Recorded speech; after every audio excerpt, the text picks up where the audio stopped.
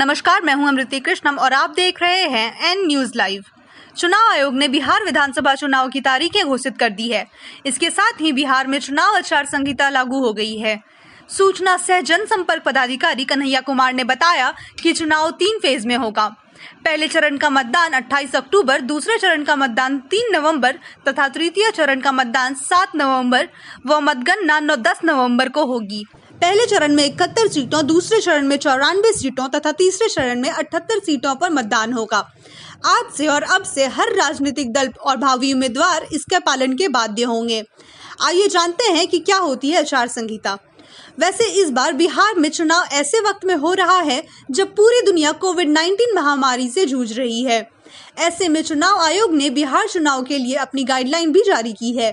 इसके मुताबिक विधानसभा चुनाव के लिए नामांकन भरने के लिए कोई तामझाम नहीं होगा।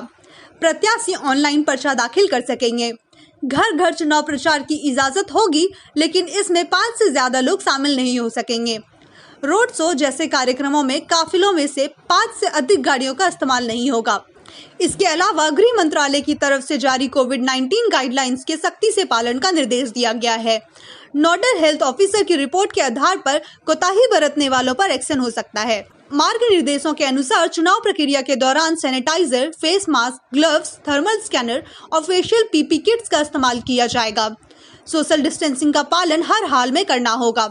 देश में स्वतंत्र और निष्पक्ष चुनाव कराने के लिए चुनाव आयोग कुछ नियम बनाता है। इन्हीं नियम को आचार संहिता कहते हैं। लोकसभा या विधानसभा चुनाव के दौरान उन नियमों का पालन करना सरकार, नेता और राजनीतिक दलों की जिम्मेदारी होती है। आचार संहिता चुनाव की तारीख की घोषणा के तुरंत बाद लागू हो जाता है। यदि आज चुनाव आयोग बिहार विधानसभा चुनाव की तारीखों का ऐलान करता है तो इसके साथ ही आचार संहिता लागू हो जाता है। बिहार विधानसभा चुनाव 2020 के मामले में आज से चुनाव आचार संहिता लागू हो गई है। आचार संहिता चुनाव प्रक्रिया पूरी हो जाने तक लागू रहती है। चुनाव की तारीखों के ऐलान के साथ ही आचार संहिता लगती है और वोटों की गिनती होने तक जारी रहती है। चुनाव आचार संहिता के नियम सख्ती से लागू होते हैं। अगर इन नियमों का उल्लंघन किया जाता है तो उसके लिए सजा का भी प्रावधान है। चुनाव आचार संहिता के उल्लंघन पर दंडात्मक कार्रवाई की जा सकती है।